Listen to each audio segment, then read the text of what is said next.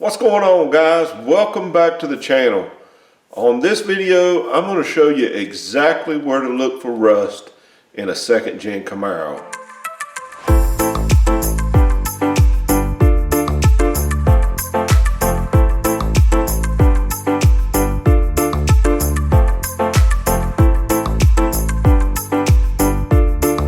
So guys, I've had some folks reach out to me.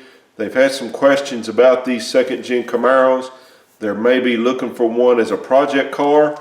So in this video, I wanted to go into detail and show you some of the main areas to look for rust when you're considering purchasing one of these as a project car. Now, most of all the 70 through 81 Camaros will usually see this same type of rust, and that's the purpose of this video. If you're new to the channel, be sure to check out the playlist on my 1972 Camaro that I call Project Overkill. Also, be sure to check out some of the vids on this Camaro. It's a 1981 that I call Project Fast Times. If you like this content, be sure to subscribe. And as always, make sure to smash that like button. So guys, I'm just going to start at the top of the car and work our way down. And this is the trim that goes along the windshield. And the back glass is the same way. And this window channels are really prone to rusting. They'll hold water over the years. And you really can't tell a lot about it until you actually get the glass out of the car.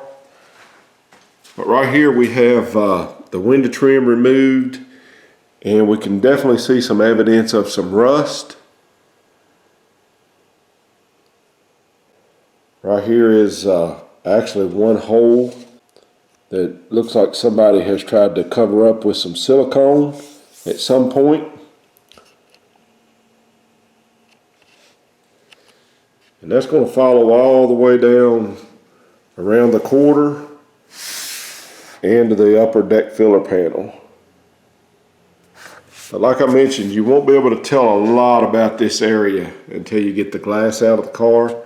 Now here on Project Overkill, you can definitely tell that there's been some repairs made, and be honest with you, we've got a mess there.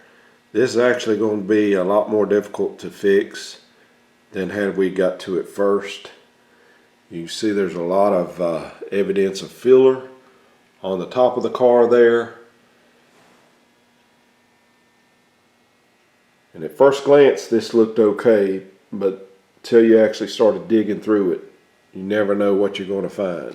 So coming down from the top of the car, we come down here to the upper cowl where the windshield is. And with the windshield in, this area here looks really good. But most of the time there's always rust in this area of these cars. Same thing on the driver's side once you get the windshield removed. All right, here's a look at the driver's side. With the interior pieces removed, we can see there is some rust starting right there. And there's probably a little bit more down in this area. Now here on the 72, it's definitely had some previous repairs. I've done a little bit of investigating myself a while back, and you can definitely see some pretty thick filler work there. So most likely we will be replacing this panel, but just always keep in mind that right on these corners here, there's usually some pretty good rust. Now here on the outside of the firewall, I usually don't run into a lot of rust up at the top of it. And most of the rust that we see here is usually in the toe board area of the firewall. But before I go any further, I want to show you one area that I think is really overlooked on these second gen Camaro restorations. And that's going to be inside the cowl area. Now, I put my light up in there, and you can definitely tell we've got some rust going on in there where the basically the door mounts are. I've sprayed some rust encapsulator in there at some point because I did have this car sitting outside for a while. And you can definitely tell there's some rust there. And we'll definitely be going in after that. But like I mentioned, this is one area on these cars that is definitely overlooked. Most likely to repair that, we'll probably wind up taking this panel here off. to get access to that. Now this passenger side is a little bit easier to access just because it has the hole there for the blower motor. The driver's side will be a little bit more difficult. You'll have to go in through the kick panel to see it. Now this is kind of disappointing. This is a bore camera that I had bought, and it worked with my old phone. This actually was made to plug into an S7, and I recently upgraded to the S9, which uses a different style connector. So I'll have to see if I can get an adapter.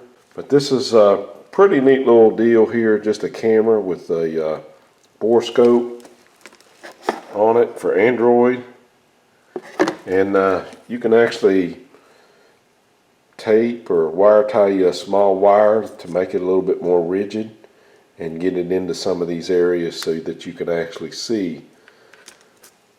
So it's a pretty good tool.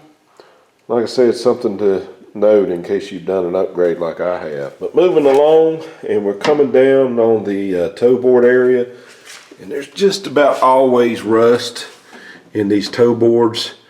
You really can't see a lot of it from underneath the car because there's a brace right in this area that hides a lot of it. But you can see here this one's in pretty bad shape. Same deal over here on the passenger side. As always, you're going to want to look at the floor and check it out. This one's not in too bad a shape, but it does have some rust in some weird areas. Like there's a small hole there, and then there's a couple areas here in the back. We can also check out our inner rockers as we come down through here. Same thing there on the passenger side. Like I said, this one doesn't look to be in too bad a shape until you get to the very back. Okay, now I want to talk to you a little bit about the doors. And that's kind of where we've been working at for the last year or so on these cars. On the doors, we mainly see a lot of rust in the bottoms of them, mainly in the fold areas. You're starting to see it on this door. You can see the flange starting to swell. There's other evidence of rust there. All the way down the door there. It's not too bad. If we look on the inside of the door, we can see rust coming up from the seam as well. There's really no good way to get that out of there once it starts rusting, in my opinion, other than just removing the skin. And I'll go into more about that on a up and coming video. Somewhere else you'll want to look for rust is on the door frame where the weather stripping is installed. That weather stripping will hold moisture and cause the door frame to rot out. There's been a couple repairs to the 72 door frames in this area right here and along the bottom. And I'll drop a few pictures of that.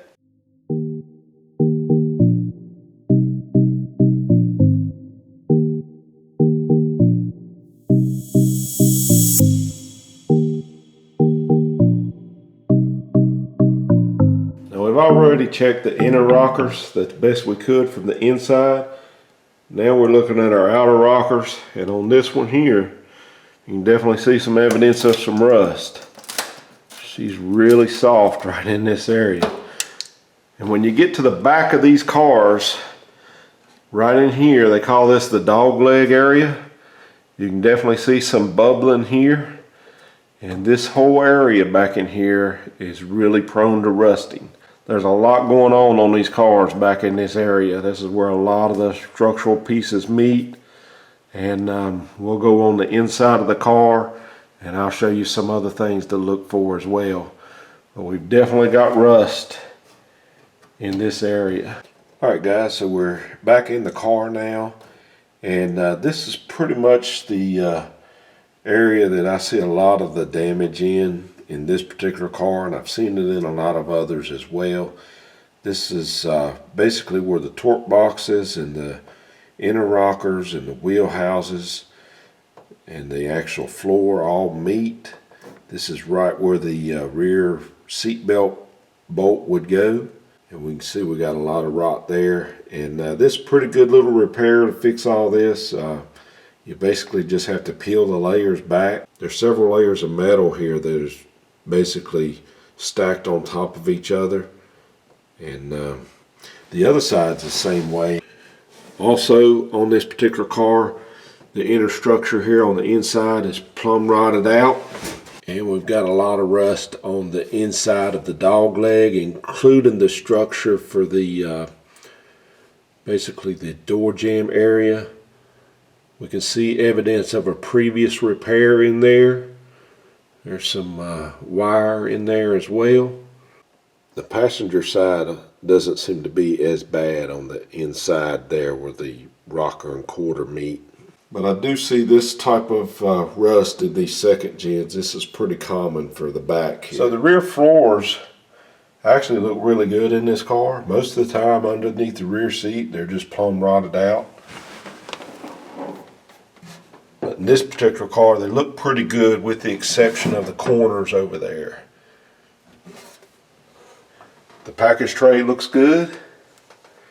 Now one area you'll want to take notice of is the package tray extensions, because right here in the corners of these windows, when they start to leak, water will get in here and sort of just lay, and it will cause it to rust. And we actually replaced this right side on the 72.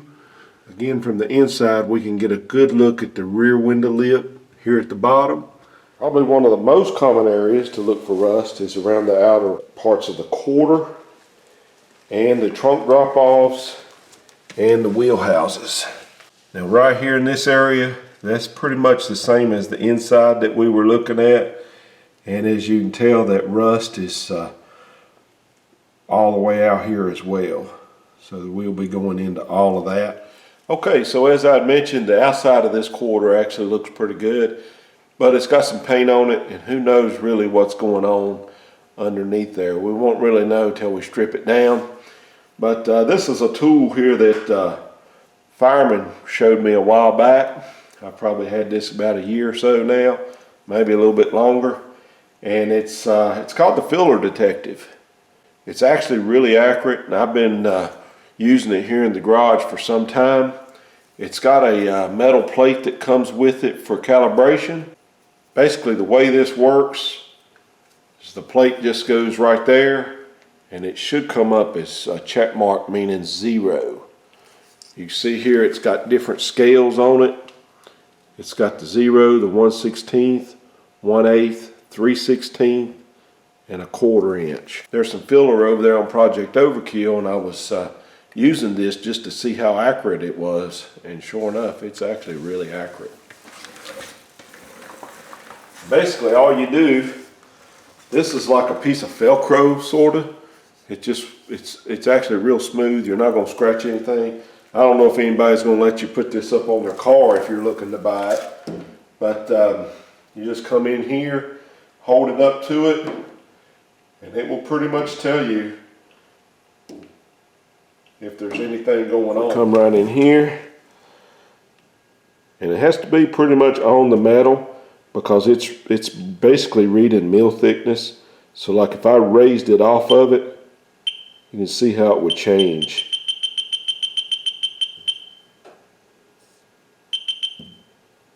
So with it being right on the metal,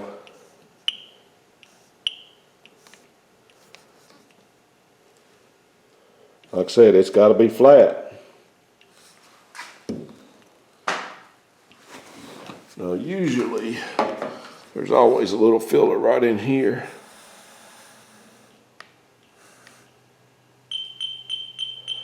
Right there is showing a 1/16. That's probably factory, guys. So we know there's filler in this roof here because we can see it. We come in right here.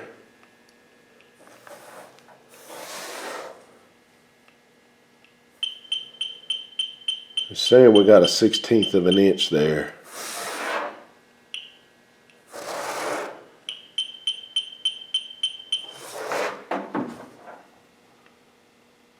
It's good. Good. This is a lead seam on this car, showing a 1/16 of an inch. So next up, we're going to look at the trunk. We're going to come up here and look at our deck filler panel, and you can just about always bet you're going to have some rust here at the trunk hinges because this is where the water will lay, and we do have some rust there, but You know, it doesn't really look all that bad. And on Project Overkill's, this whole panel was severely pitted. And so we went ahead and changed it out. Looking down here at our trunk floor, we've got some evidence of some surface rust. But overall, it doesn't look bad at all. There is some rust right here around the trunk brackets. And you can actually see we got some holes there, a little bit more than rust. Let me put the light under the car. You can probably see it a little bit better on camera like that. But it's nothing compared to what we had with Project Overkill. Again, on your trunk lids, you'll be wanting to look at that seam. Like I said, guys, once you get rust in that seam, there's almost no way to get it out. Now with all that, let's go underneath the car and I'll show you some other areas to look for rust. This area right here, they call it the cross rail on the 72 Camaro. I'm not sure what they call it on the 81. It still may be cross rail or inner tail panel, but just about on every one of these later second gens, these things are rusty, especially down low. This one is actually a little better than some of the others that I've seen before, but there is rust in it. So most likely we will be putting in a section of it. I've seen guys section these in at the rear bumper locations instead of going all the way up around the quarters and everything. That's probably what we'll do. But you'll want to look for rust there. The next big area of concern is going to be your frame rails. And on this particular car, they actually look really good. I actually blasted these things several years ago and just put some cheap black paint on them.